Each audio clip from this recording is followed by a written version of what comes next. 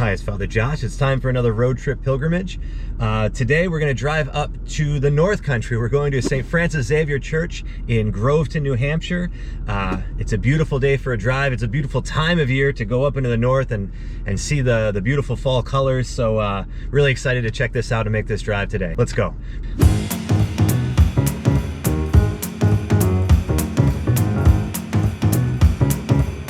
Well, you know it's a good drive when your ears start popping. This is beautiful.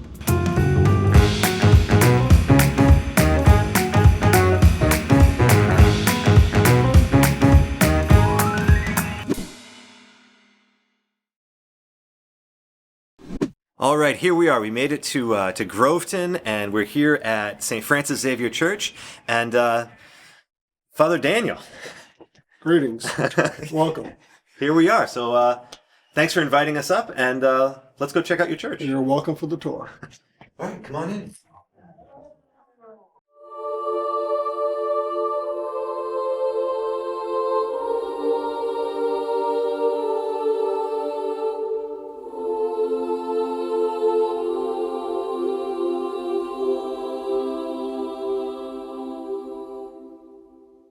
So, Father Dan, this is St. Francis Xavier Church, but what parish is this? St. Marguerite Deveau. Margaret Deveau, which includes not just this church, but Sacred Heart Church in North Stratford. Sacred Heart as well. Okay, and how long have you been the pastor here? I've been here since 1991. Since 1991. 1991. So this is, you know this place. I know this place in and out, up and down, around about, yes. Yeah. And so what kind of is it about this place that speaks to you or that you love? Well, now it's home. Yeah. This is my family. Before I arrived here, I was moving every 2 years. I said, this is it. I'm not moving anymore. Yeah.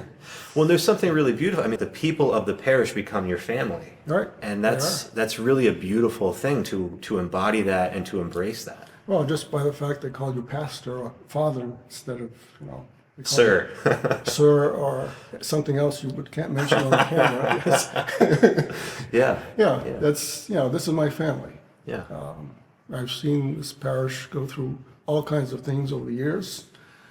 Actually, it was very thriving when I arrived, but when we lost our mills, we lost a good number of people from town, and parishioners too. Yeah, so that's an interesting thing. As a town goes through things, the parish goes through things, the pastor goes through things too. This is now an older parish. We hardly have any children around. We were a population of about 3,000 here in town. And I have no idea what we are now. We lost quite a bit. Yeah, yeah. And now we're also getting people from downstate because rent is cheaper up here. But we don't have the resources to take care of them, which is kind of a sad thing. Yeah. When the town was losing most of its financial support, I feel that we as a church had to be here for them no matter what.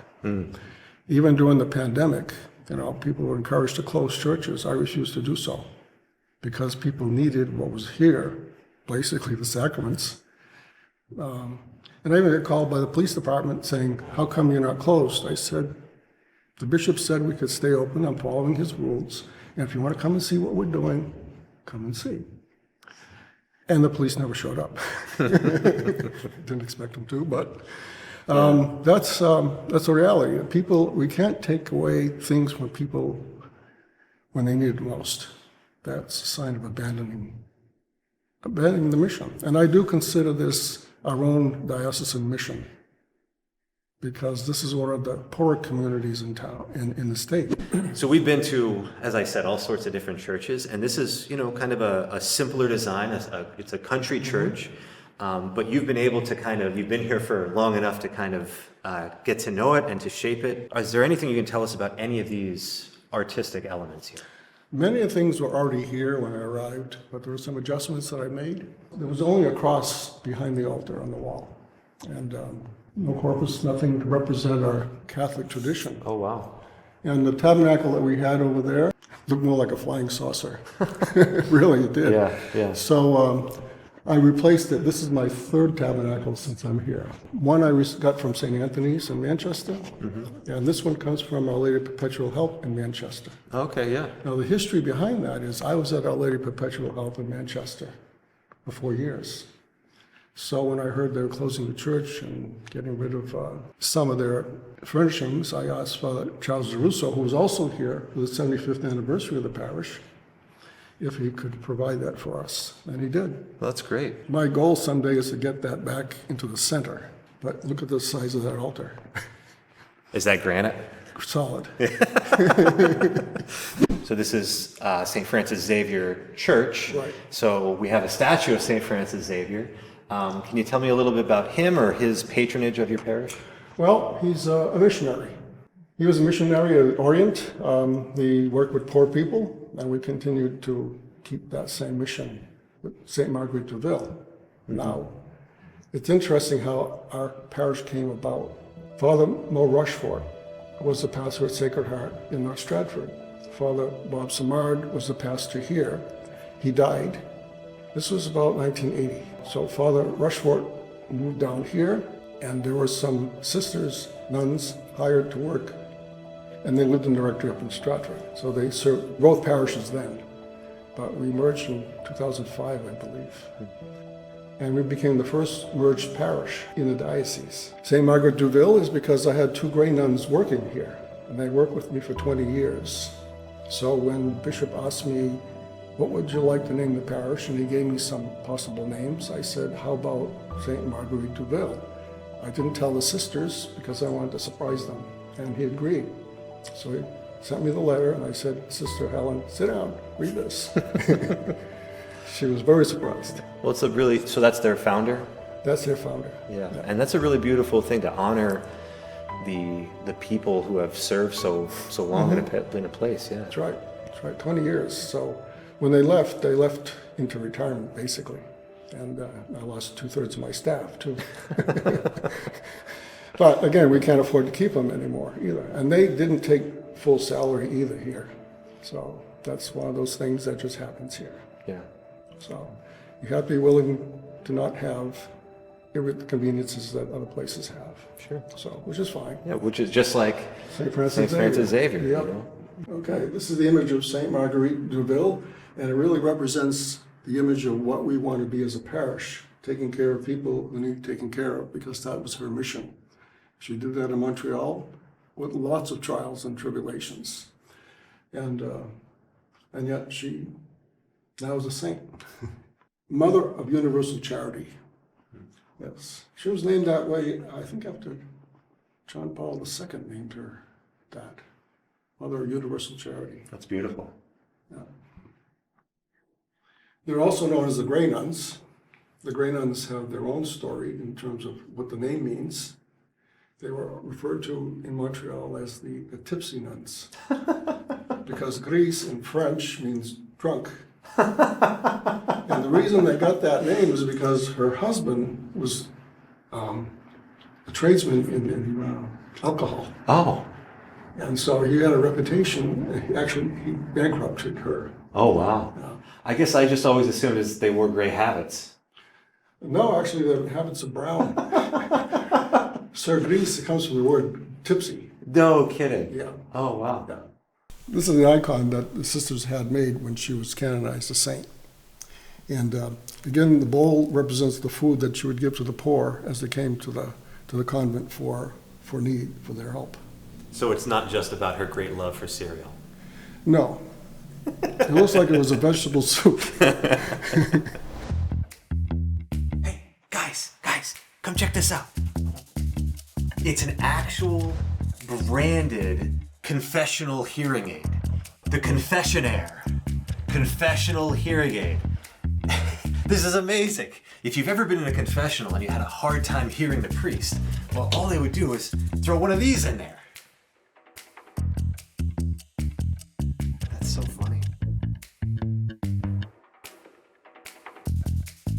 I needed to document this for myself. The image of Our Lady of Guadalupe, it was blessed by St. John Paul II. Oh, wow. It was one of the pilgrim images that went around the diocese for, that's right. For the Knights of Columbus. Yeah. We happened to be the last stop, and they asked me if I wanted it. I never said no. No kidding. So we mounted it here, and here she is. Oh, it's beautiful. It is. Can you tell me a little bit about this crucifix above the altar? This crucifix is basically an iconic crucifix, Okay. which represents an invitation for the person that looks upon it into the mystery that it's representing. Okay. Okay, so at the bottom of the cross, you have the death. You have Mary and John at the foot of the cross. Okay, yeah. One of the Gospels talks about the storm that broke out when Jesus died. Oh, the darkness that The fell. darkness and the red. Okay. Okay, and of course, the cloth that covered the face of Jesus at the top. What are the angels holding? Like it looks like they're holding the crown of thorns. Exactly.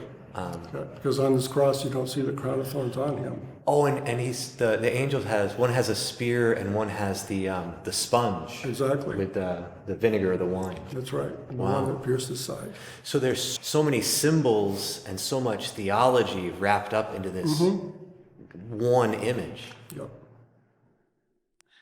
Yeah, I know a crucifix is important, and we have some very beautiful ones in churches, and they all invite us to dialogue with the image, but we don't worship that.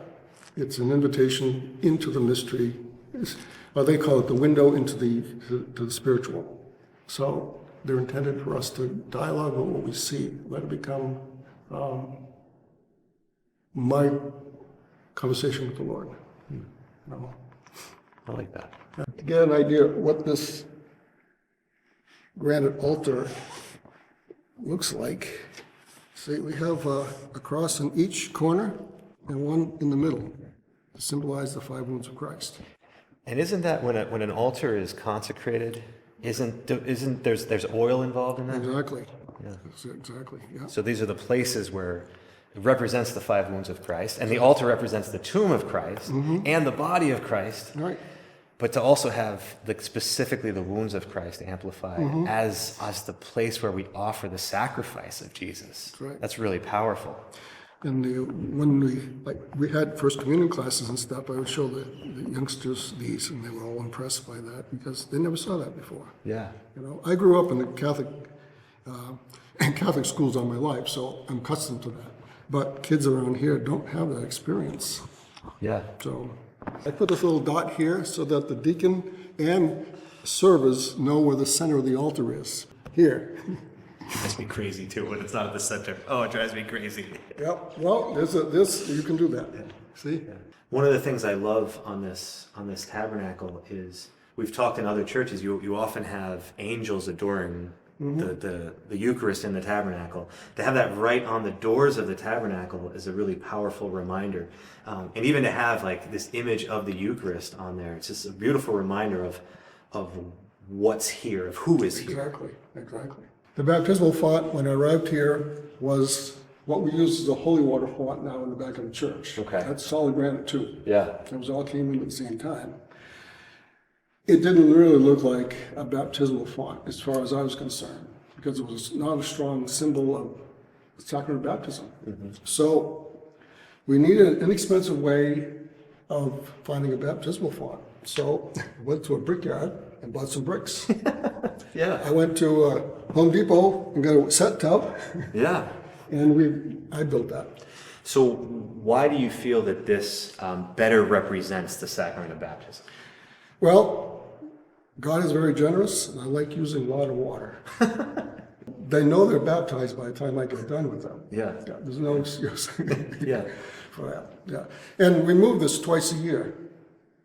At Easter time, we put it in front of the altar so that when people come up for the Easter Vigil, they can bless themselves with holy water. So do you take it apart brick by brick? Brick by brick. No kidding. Brick by brick. Wow. It only takes about half an hour. Okay, yeah. One of the things that's really beautiful about our faith is that, wherever there's a Catholic church, Jesus is present there.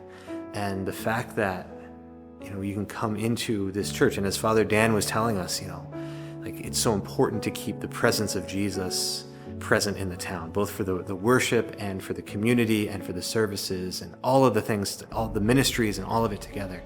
And Jesus is still here, and it's a place where we can come and pray and just be in his presence. And no matter what, that's always such a beautiful thing.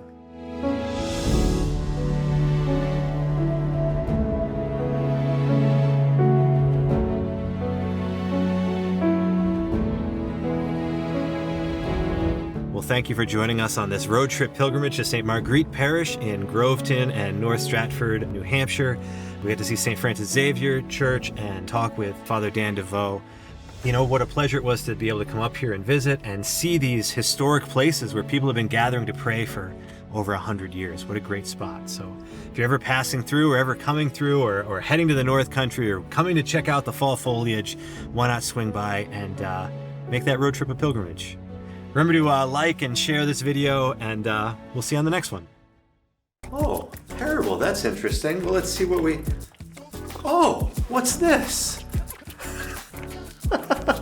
So this is St. Francis Church. St. Francis... So Father Xavier Church. All right, what do we think? What do we think? I kind of said what I meant for my wrap up at the tabernacle, I think. You know, thanks for joining us on this road trip.